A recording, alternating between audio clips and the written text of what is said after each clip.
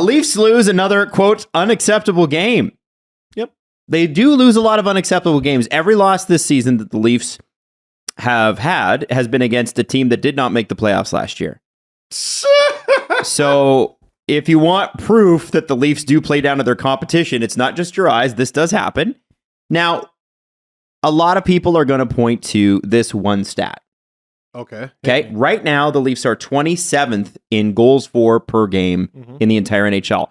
29th in 5-on-5 goals per game. When you have the firepower that they have, Matthews, Marner, Nylander, Tavares, Robertson looks good. Bunting's started kind of cold.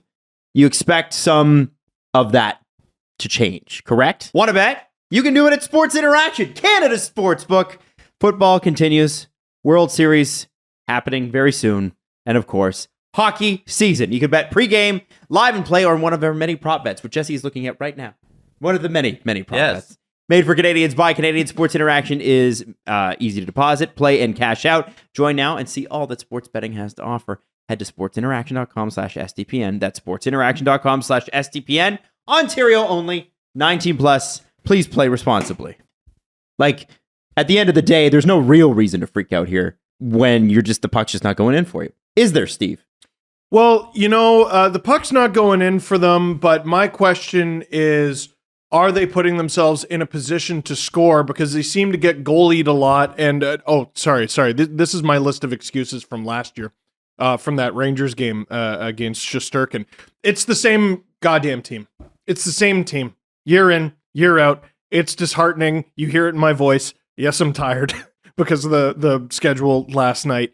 It's the same damn team. So the puck's not going in for them, and it should be going in more. We've seen some ridiculous... It shouldn't be Blackhawks bad. No, like that one, that save by Logan Thompson in the Vegas game. Yeah. It's absolutely ridiculous. And wasn't there another one off a pad and off the post or something? Yeah, that was the Matthews they've goal. gotten unlucky. But last night was the Leafs in a nutshell. They're playing a bag of crap team. The Sharks they're not. They're terrible. They're awful. And the Leafs fall down 3-1 because they took, how many 2-minute 5-on-3s are there a season? It's not many. How many teams go a full season without even giving one up? Like a clean 2 minutes. A clean 2-minute 5-on-3. It's very rare. So Leafs go down 3-1, and then what happens? They Harlem Globetrotters their way to bringing themselves within one because that's something they're capable of. Austin Matthews has the best shot in the league. He uses it on the power play. It goes in. That's not a surprise. That was an inevitability. But they lose. They lose because for the rest of the game, they're just not there. They don't look interested. They don't look like they care. They're the most swaggerless group that I've seen since the last one. It's bad. It's dire. And last night was sort of my, flag in the earth. This team needs a change. I've seen enough. Well, it's only been 8 games. Shut up. They're third in the division, Steve. I'm begging you to shut. Are they seriously? Yeah. Well, you have Ilya Samsonov to thank for that. They are 6th in the conference. Absolutely hilarious. Absolutely hilarious. They should be first in the league. They should. I know that sounds unreasonable. They look at the Bruins record. Why isn't that your record? They're look at 7-1. the teams you've played. Yeah. Look at the teams you've played. And didn't I call it? I call it? Because the Bruins play Bruins hockey. Because the Leafs have lost 4 games this year, and as I told you at the beginning, the only 4 games they've lost is to non-playoff teams. And I gave Jesse shit a couple days, or last week I think it was, when the Sharks beat the Rangers. I was like, "What do you think about that?" It was supposed to be like a fun thing. Yeah. And to be honest with you, the 2 Sharks wins have come against the Rangers and the Leafs. The Rangers, I think, was the second half of a back-to-back, was it not? I believe it was. Yeah. And I don't even think Shesterkin was playing. And then the Leafs, it's just. So here's the thing. Both things can be true. This can be a very good team, but still not live up to expectations. As I've told you, to me, if you don't win the President's Trophy, or at least be within a couple points of it, you should be in the conversation to win the President's Trophy with a group this good. And here's the thing: don't take it from Steve or from me or from Jesse when it comes to this team is unfocused and not playing well. Let me tell you what Austin Matthews had to say. I don't think we put together a full 60-minute game. What year is this from? This is from last night. Oh, okay. Just checking. David Kampf. It's not an excuse, right? The season started early. And he said, it's a good question. I think we're trying our best, but it's just not coming. Keefe has an answer on where it's coming from. It's all from Luke Fox's article this morning, by the way. It starts with the D, their touches. Their first touch has to be better. Now, the Leafs, believe it or not, have they have the 7th least expensive D core on the ice right now at $18.26 million because Muzzin's off. Right. Yeah. But Elliot Friedman also then said, I believe it was post-game last night, but it might have been in the second period. He said, this team is unfocused. Yep. I'm paraphrasing here. And he does it in his Elliot way. He's not going to come at you like Stephen A. Smith. He's very like, well, if you look at the, and a team or has Stephen P. Dangle. Well, it has to be very, it has to be overtly obvious for several weeks before Elliot puts a line in the sand. Yeah. Last night he put a line in the sand and said, listen, the team doesn't look focused. No. And they don't look like they're giving an effort. So with all that said, they're still in relatively good position. So this is easy to turn around. But these are problems that we've seen year after year. Yep. So what do you guys think? What do you do? You got to shake it up. You have to make a deal. What I said in the video yesterday is Dubas's strategy as the GM of the Leafs has been to not blink. I'm going to stick to the process. These are my guys. Loves his guys. I'm going to stick to my guys through thick and thin, for better or worse, in sickness and in health. He's married to this group, and it's about time you blink. It's a blink, Kyle. Blink, for the love of God. Your eyes are bloodshot. Well, there's a difference between not being overly reactive and not acting. Yeah, right? man. So don't get them confused, right? What happened? Oh yeah, Kerfoot could be gone. Hall could be gone. They got a really difficult decision to make with Muzzin. They didn't do anything. They brought back Malgin. They got Zach Aston Reese. Obey Kubel. Like, I'm trying to think of who's the UFA they spent the most money on. So Kelly Yarncroke. Samsonov, isn't it? I don't remember what Yarncroke's making. I'm pretty sure it's more than Samsonov. Yarncroke's 2.2. I think they spent over $1 million on 3 guys because there was the trade for Murray. So there's your big Hail Mary trade with Matt Murray. And then you go out and get Kalle Yarncroke, Ilya Samsonov, which so far has been a great bet that fell into your lap because the Caps lost their minds temporarily, I guess. And Obey Kubel, who's played half the games? Less? Kyle, you gotta... I don't know if it's him or if Shanahan's in his way, but both those guys have been in the organization since 2014, and they've gotten nothing done. And we're talking about firing the coach? Well, they've gotten things done. They have gotten things bullshit. done. Matthews and Martin. No. You know they have. They have. Yeah. But to say, but they got them to the playoffs, right? But they haven't got beyond that first round, right? And so Jesse, this is where I want to ask you because Steve is fully on that. You got to make a move to shake it up. Sure. Do you agree? I don't think you make a move when you're at your lowest. I don't think that makes sense. Oh, Jesse, they're not there.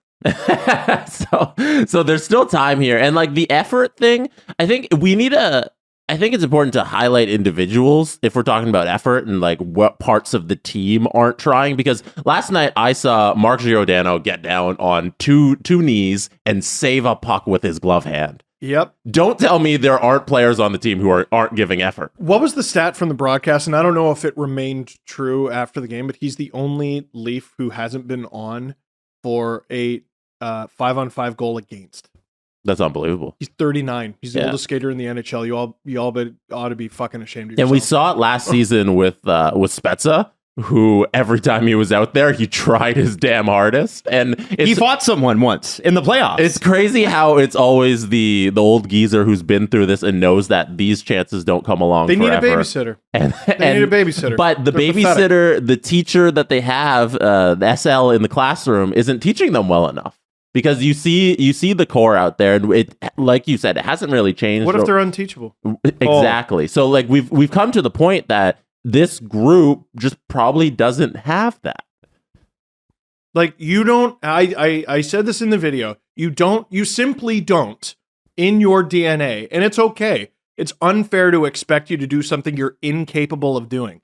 They don't have the capability to be the Boston Bruins. They don't have what that team has. They don't have an identity. They don't have a swagger. They don't have the ability to drive an opponent nuts and scream "fuck you" in their face. Like, they're the second toughest team in every single game they play. Every single game they play. Any time the Leafs don't dress Wayne Simmons, it's lunch money night. Lunch money night. Gimme your fucking lunch money. From opening faceoff to the moment that horn goes off, probably for a loss, you give me your lunch money. No one's here to protect you, and I know you're not going to do it yourself. Pony up. The NHL's a schoolyard. Stick up for yourself. Throw dirty tactics. Pick up a clump of sand and throw it in their face. Dude, anything, something. Shalgren getting poked at. No one gives a shit. Austin Matthews is the reigning Hart Trophy winner, is wasting his time with Evgeny Svechnikov. How doesn't any random in the bottom six confetti gloves the very next time they're on the ice with him and just throw punches and see what happens? Is fighting going to be in hockey forever? No, probably not. Should it be? I don't know. But it's here now. Fucking do something. Yarncroke gets hit. Nothing happens. No one gives a shit. And then they're going to rattle off like 5 wins in 6 games and everyone's going to be like, see? Dude, they're uber talented. Stop falling for the same trick every time. Good Lord. I'm excited for LA. If Simmons isn't in the lineup, lunch money night. LA's got those guys. The Leafs traded one of those guys. I mean, he's not really one of those guys, but just a guy that plays with tenacity in Grundstrom and Trevor Moore. Marchment. Although not to so LA. I know long ago. Marchment's not That fair. doesn't- But he's done well. apply. Okay, Timo Meier didn't have a goal heading into last game. Alexander Barabanov, former Leaf, both of them on the score sheet. Are you shocked? No. Did you bet on it? I did. I didn't do should. the Why not? Barabanov. I wasn't around. Jesse, my it's computer free too much, money. Jesse, yeah. it's free. What Do you have a money allergy? Mine's kind of similar. I think you're getting away from the conversation here. The Jets They're win. predictable and bad. Like, The I don't know Jets what else you win want. was the best win of the season because of the effort they gave.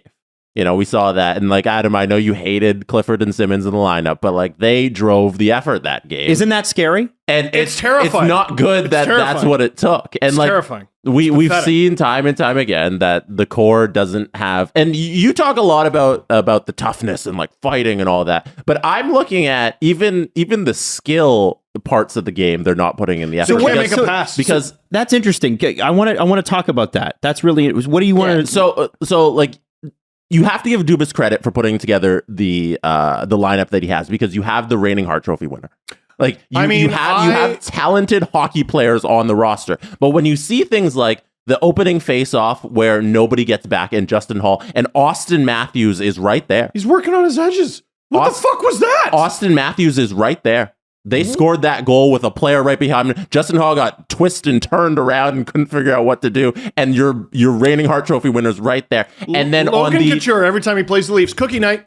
on Cookie night. the Here we go. OT winner by Eric Carlson. Carlson shouldn't be able to get away like that. No. Like he's fucking Kentucky Derby winning the Triple Crown. So He's running with a horse race. I was losing my mind because I did that thing where you go, oh, fine, and you like look away from the screen for a sec. So Nylander makes the giveaway, and I'm like, who's the right-handed shot on the breakaway? Oh, it's the guy that was skating right next to Nylander. It's just Carlson had the awareness to be like, here's what's happening. And I mean, intelligence beats ability in this case. And I mean, it's still Eric Carlson, repaired ankle and all. So I don't think this They don't is... have a thing going for them. I don't think this is as much about, hey, a guy laid a big hit, you got to retaliate. It's also, you have to hustle back and play defense.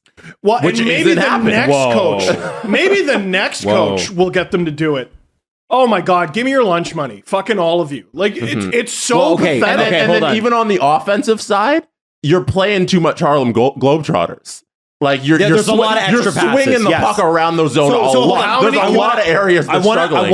Because there's some context that we're missing. Because you guys, both of you, think so fast sometimes that the full thought doesn't even come out. Yeah, and so I want to make sure, because I'm sitting here watching this conversation and I'm entertained. Because you didn't watch the game, right? I didn't watch the game. I watched the 6, 7, or what is it, 20-minute highlights or whatever the hell that is. You got up when I went to bed. Yeah, exactly. So it's Western Road swings while I'm waking up at 4:30 in the morning are impossible. So this is what I want to. What did you just say when Jesse was talking there? Oh, Lord knows. You were talking about the coach.